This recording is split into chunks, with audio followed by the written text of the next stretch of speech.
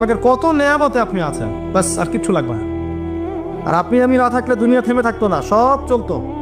তাহলে কিসের জন্য, কাদের জন্য আমরা এই হায়াত এবং সময়, রুজি, এনার্জি, যৌবন নষ্ট করছি? ভাই আমাকে বলেন, কাদের জন্য করছেন?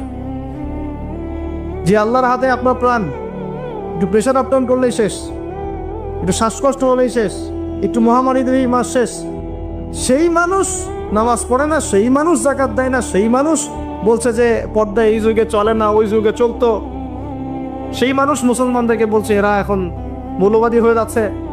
সেই মানুষের সারাদিন কাজ প্রোপাগান্ডা হচ্ছে, ইসলামের বিরুদ্ধাচরণ করা, প্রিন্ট মিডিয়া দিয়ে, ইলেকট্রনিক মিডিয়া দিয়ে, ইত্যাদি ইত্যাদি। কোন মানুষের? যেই মানুষের এতটুকু ক্ষমতা নাই যে নিজে আগামীকালের খবর নিবে, নিজে আগামীকালের খবর নেবে, এইটুকু ক্ষমতা যে মানুষের নাই, সেই মানুষ আজকে এই কাজ করে বেড়াচ্ছে। আল্লাহ পাক আমাদের স্বর্গে কথাগুলো বোঝার তৌফিক দান। আল্লাহ পাক সর্বপ্রথম আমাকে জানা অনুযায়ী আমল করার তৌফিক দান করেন, যা বলি তার উপর আমল করার তৌফিক দান করেন, এবং আপনাদের সবাইকে শোনা অনুযায়ী আমল করার তৌফিক দান করেন। আমি বলছিলাম কায়েম আর দাওয়া এক জিনিস নয়। আমি দাওয়া দিচ্ছি, ইসলামের কথা বলছি, দাওয়াতের ক্ষেত্রে এই বিষয়গুলো খেয়াল রাখবেন। কেন একটা সমাজের মধ্যে সুদের প্রসার বাড়বে? কেন বাড়বে?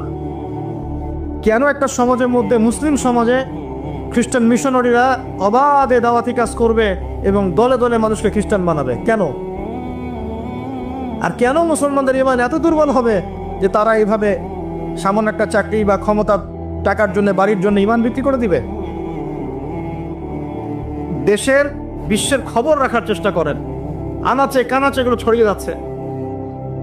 আগে ছিল যে নিউট্রালাইজেশনের কথা বলছিলাম না, আগে ছিল যে মানুষ হারাম খাইতে দ্বিধাবোধ করতো, যে মানুষ জেনে ফেললে কি বলবে, ছিচি করবে। এখন ঘরে ঘরে সুদ, ঘরে ঘরে। ওয়াল্লাহি আমরা সবাই এখন মায়ের সাথে জেনা করি। নবী সাল্লাল্লাহু আলাইহি ওয়াসাল্লাম বলেছেন, সুদের পাপের 70 শাখা, তার সবচেয়ে নিচের শাখা মায়ের সাথে জেনা করা। আপনি করেন না? আপনার ওয়াইফ দেখেন সমিতিতে টাকা দিচ্ছে, সুদের টাকা। একজন স্ত্রী স্বামী খোঁজার সময় চিন্তা করে দেখে কে টাকা পয়সার দিক থেকে বেশি স্বাবলম্বী। সে হারাম খাক হালাল খাক পরোয়া করতে চায় না। এখনকার অনেক গার্ডিয়ান, পিতামাতা দেখতে চায় না বাচ্চাটা আমার চাকরি করবে কোথায়, হালালে না হারামে, পরোয়া করতে চায় না। করলেই হইল, ওকে নাকি প্রতিষ্ঠিত হতে হবে। ব্যবসায়ী মানুষ ব্যবসা করার সময় খুব খেয়াল রাখছেন না আমি হালাল পণ্যের করছি না হারাম পণ্যের করছি, মাপে কম দিচ্ছি কিনা, সিন্ডিকেট যে আমি করছি